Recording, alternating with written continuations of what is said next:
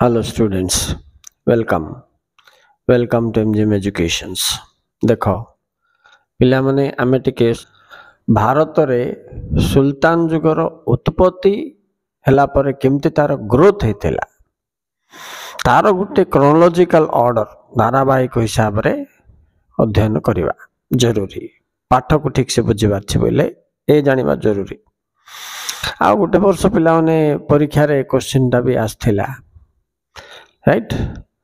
ହେଲେ ଏବେ ଆମେ ଚାଲ ବିଚାର କରିବା କ'ଣ rise of sultan age in India.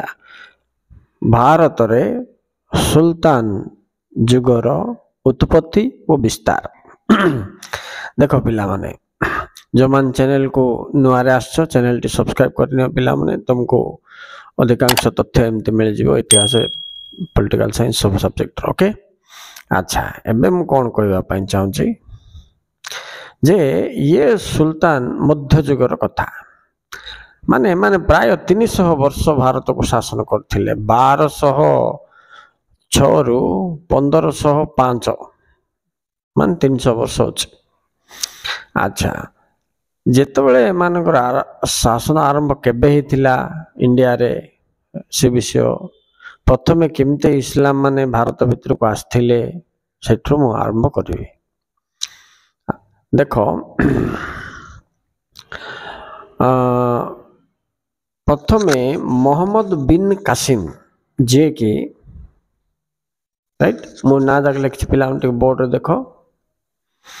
Mohammed bin Qasim ସେ ବ୍ୟକ୍ତି ଜଣକ ପ୍ରଥମେ ଭାରତକୁ ଆକ୍ରମଣ କରିଥିଲେ 712 ଖ୍ରୀଷ୍ଟାବ୍ଦରେ। ସେ ହେଉଛି ପ୍ରଥମ ବ୍ୟକ୍ତି ଯିଏକି ଭାରତରେ ପଦାର୍ପଣ କରିଥିଲେ, କିନ୍ତୁ ତାଙ୍କର ଉଦ୍ଦେଶ୍ୟ ଥିଲା ଆକ୍ରମଣ କରି ପଳାଇବା। କିନ୍ତୁ ତାଙ୍କ ନାଁରେ ପିଲାମାନେ ଏ ଇସଲାମର ଧର୍ମଗୁରୁ ଯିଏ ତାକୁ କ'ଣ କହିବେ ସେଟା ଗୋଟେ ମନେ ରଖିଥ, ତାକୁ କହିବେ ଖାଲିଫା। ସେମାନେ ବଡ଼ ପାୱାରଫୁଲ ଥିଲେ ରଜାମାନେ, କିନ୍ତୁ ସେମାନଙ୍କର ଅଣ୍ଡରରେ ହିଁ କାମ କରୁଥିଲେ କହିଲେ ଚଳେ, ତାଙ୍କର ଆଦେଶକୁ ଅବଜ୍ଞା କରୁନଥିଲେ। ହେଲେ କିଏ ଜଣେ ଫାଲସ ଏଲିଗେସନ ଗୋଟେ ଦେଇଦେଲା ଯେ ଇଏ ମହମ୍ମଦ ବିନ୍ କାସିମ ଭାରତରେ ସ୍ତ୍ରୀମାନଙ୍କୁ ଆକ୍ରମଣ କଲା ଏ ସେ ବୋଲି। ହେଲେ ଇସଲାମ ଧର୍ମରେ ସ୍ତ୍ରୀମାନଙ୍କୁ ଆକ୍ରମଣ କରିବା ଏ କରିବାକୁ ଅପରାଧ ବୋଲି ଗଣାଯାଏ। ତେଣୁ ସେ ଖାଲିଫା ଯେ ଧର୍ମଗୁରୁ ଥିଲା ସେ ଅର୍ଡର ଦେଲା, କହିଲା ଠିକ ଅଛି ତାହେଲେ ତାକୁ ଗୋଟେ ଚମଡ଼ାରେ ପାର୍ସେଲ କରିକି ମୋ ପାଖକୁ ପଠ। ବୋଲେ ଶୁଖିଲା ଚମଡ଼ା ଭିତରେ ତାକୁ ରଜାକୁ ପାର୍ସେଲ କରିକି ପଠାଲା, ବାଟରେ ସେ ମରିଗଲା ପିଲାମାନେ। ତେଣୁ ସେ ଆଉ ଭାରତରେ ଇସଲାମ ରୁଲ ଷ୍ଟାର୍ଟ କରିପାରିଲାନି। ତାପରେ ବ୍ୟକ୍ତି ଯିଏ ଆସିଲା ମହମ୍ମଦ ଗଜନୀ, ଯେଟା ଟିକେ ଜାଣିବା ବିଷୟ, 1000ରୁ 1025 ବର୍ଷ ଭିତରେ 17 ଥର ଭାରତକୁ ଆକ୍ରମଣ କରି ଲୁଣ୍ଠନ କରୁଛି, ଏ କଥା ପ୍ରାୟ ସମସ୍ତେ ଜାଣନ୍ତି, ନାଇଁ କି? ତ ଏ ଦିଗରେ ମହମ୍ମଦ ଗଜନୀ ବାରମ୍ବାର ଆକ୍ରମଣ କଲା ସିନା, ସବୁ ଟାଇମରେ ସେ ଲୁଣ୍ଠନ କରିବା ଉଦ୍ଦେଶ୍ୟରେ ହିଁ ଆକ୍ରମଣ କଲା, କିନ୍ତୁ ସାମ୍ରାଜ୍ୟ ପ୍ରତିଷ୍ଠା ତାର ଉଦ୍ଦେଶ୍ୟ ନଥିଲା, ରାଇଟ୍? ତେଣୁକରି ସେ କ'ଣ କଲା, ଇଏ 1000ରୁ 1025 ଭିତରେ 17 ଥର ଆକ୍ରମଣ କଲା, ସୋମନାଥ ମନ୍ଦିର ଲୁଣ୍ଠନ କଲା। ସେଟାକୁ ଇବାନ ବତୁତା ସେ ଟାଇମରେ ହିଷ୍ଟୋରିଆନ ଥିଲା, ସେ ଲେଖିଛି କେମିତି ଜାଣିଛ ନା ନାହିଁ? ପ୍ରତି ଥର ସେ ଯେବେ ଆକ୍ରମଣ କରେ 390ଟି କ୍ୟାମେଲ ବୋଲେ କ'ଣ ଯେ ଓଟ ଲୋଡ ସୁନା ରୂପା ହୀରା ମୋତି ମାଣିକ୍ୟ ଭାରତରୁ ନିଏ, ଏବଂ ସେ ଓଟ ଏତେ ପରିମାଣରେ ନିଏ ଯେ ସେ ଓଟ ଗୁଡ଼ିକ ଠିକ ସେ ଚାଲି ପାରନ୍ତି ନାହିଁ। ଇବାନ ବତୁତା କହିଲା, attacking every time around 390 plus camel loads of gold pearls were taken and the camels could not walk properly ବୋଲି କହୁଥିଲେ, ରାଇଟ୍?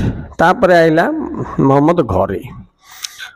ମହମ୍ମଦ ଘୋରୀଠୁ ଆମର ଇଣ୍ଡିଆରେ ମୁସଲିମ ଶାସନ ଆରମ୍ଭ ହେଲା, ତା ପୂର୍ବରୁ ନଥିଲା, ଏମାନେ ଖାଲି ଆସୁଥିଲେ ପଳାଉଥିଲେ। ମହମ୍ମଦ ଘୋରୀ ଦ୍ୱିତୀୟ ତିରୋରୀ ଯୁଦ୍ଧରେ ପୃଥ୍ୱୀରାଜ ଚୌହାନଙ୍କୁ ପରାସ୍ତ କଲା ପରେ ଦିଲ୍ଲୀରେ ସୁଲତାନ ଶାସନ ପ୍ରତିଷ୍ଠା କଲା, ତେଣୁ ତାକୁ ଫାଉଣ୍ଡର ବୋଲି କହିବେ। He is the founder of Islam, Muslim rule in India, ଆମ ଦେଶରେ, ବୁଝିପାରିଲ ନା?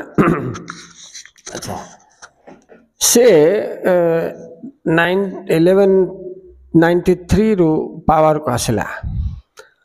ସେ ସମୟରେ ବହୁତ ହିନ୍ଦୁମାନଙ୍କୁ ମଧ୍ୟ ଜବରଦସ୍ତ ମୁସଲିମ ଧର୍ମ ଗ୍ରହଣ କରିବାକୁ ଅନୁପ୍ରାଣିତ କରିକି ମୁସଲିମ ପପୁଲେସନ ବଢ଼େଇଥିଲା ଇଏ ମହମ୍ମଦ ଘୋରୀ। 1206 ଖ୍ରୀଷ୍ଟାବ୍ଦରେ ତାର ମୃତ୍ୟୁବରଣ ହେଇଗଲା। ହେଲେ ଇଣ୍ଟରେଷ୍ଟିଂ କ'ଣ ବୋଇଲେ ତାର କିଏ ଉତ୍ତରାଧିକାର ନଥିଲେ ମଲା ବେଳକୁ, ମାନେ ତାର ପୁଅ କି ଝିଅ କି କିଏ ନେକ୍ସଟ ରଜା କିଏ ହବ।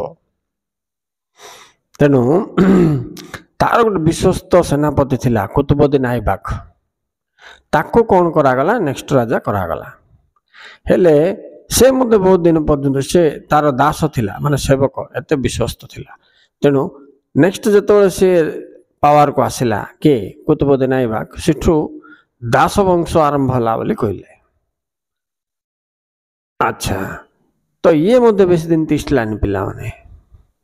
1206ରେ ପାୱାରକୁ ଆଇଲା। 1210 ବେଳକୁ ପୋଲୋ ବୋଲି ତମେ ଜାଣିଥିବ ଯେ ହର୍ସ ରେସ୍, ଘୋଡ଼ା ଦୌଡ଼ ଖେଳ ଖେଳିଲା ବୋଲେ ସେ ପଡ଼ିଯାଇକି ମରିଯାଇଥିବ। ତ 4 ବର୍ଷ କାଏ କଲା। ଆର ବି କିଏ ପୁଅ ଝିଅ କିଏ ଉତ୍ତରାଧିକାର ନଥିବେ।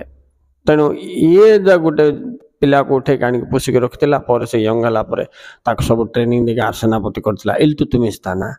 ତାକୁ ନେକ୍ସଟ ରଜା ହେବାକୁ ପଡ଼ିଲା। ସେ ବି ଆର ଦାସ, ତେଣୁକରି ଦାସ ବଂଶରେ ଏମାନଙ୍କର ଚାଲିଲା। ତ ଏମାନଙ୍କର ଇଲତୁତମିଶ ପରେ ତାର ଝିଅ ରେଜିଆ ଆସିଲା। ରେଜିଆ ସୁଲତାନ ନାଁ ଶୁଣିଥିବ ତମେ। ସିଏ କେତେ ଦିନ ଶାସନ କଲା। ଏମିତି ହେଇକିରି ଦାସ ବଂଶ ଦୁର୍ବଳ ହେଇଗଲା।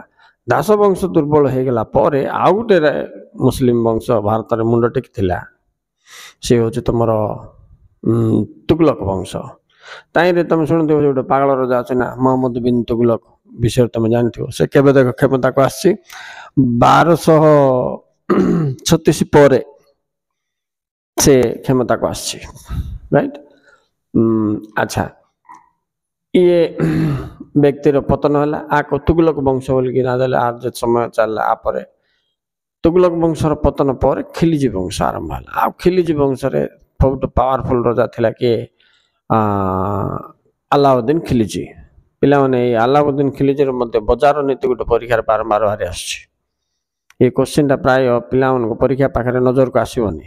ଭିତର କୋଶ୍ଚିନ୍ଟା ଏଇଟା ଗୋଟେ ଧ୍ୟାନ ରଖିଥିବ। ମୁଁ ଆଉ ଗୋଟେ ଭିଡ଼ିଓ କରିକି ତାଙ୍କର ବଜାର ନୀତି କ'ଣ ଥିଲା କହିବି। ଖିଲଜି ବଂଶ ପରେ ତାଙ୍କର ଲାଷ୍ଟ ବଂଶଟା ହେଉଛି ଲୋଧି ବଂଶ। ଇବ୍ରାହିମ ଲୋଧି ହେଉଛି ଆଙ୍କର ଲାଷ୍ଟ ରୁଲର। ସେତିକି ପର୍ଯ୍ୟନ୍ତ 300 ବର୍ଷ ଏମାନେ ଭାରତ ଶାସନ କଲେ, ରାଇଟ। ଆଚ୍ଛା, ଆମକୁ ଏବେ ନେକ୍ସଟ ପଢ଼ିବାକୁ ପଡ଼ିବ ଏମାନଙ୍କର ଶାସନ ପ୍ରଣାଳୀ କେମିତି ଥିଲା। ଏଇଟା ବି ମୁଁ ଆଉ ଗୋଟେ ଭିଡ଼ିଓ କରିକି ତୁମକୁ ତାଙ୍କର କେନ୍ଦ୍ର ଶାସନ, ପ୍ରଶାସନିକ ଶାସନ, ସ୍ଥାନୀୟ ଶାସନ ଏସବୁ ବିଷୟରେ ଏକ୍ସପ୍ଲେନ୍ କରିବି ପିଲାମାନେ। ତେଣୁ ଯେଉଁମାନେ ଚ୍ୟାନେଲଟିକୁ ନୂଆରେ ଆସୁଛ ଚ୍ୟାନେଲ ସବସ୍କ୍ରାଇବ କରିନିଅ ପିଲାମାନେ, ତୁମକୁ ବହୁତ ଲାଭ ହେବ। Okay, thank you for watching.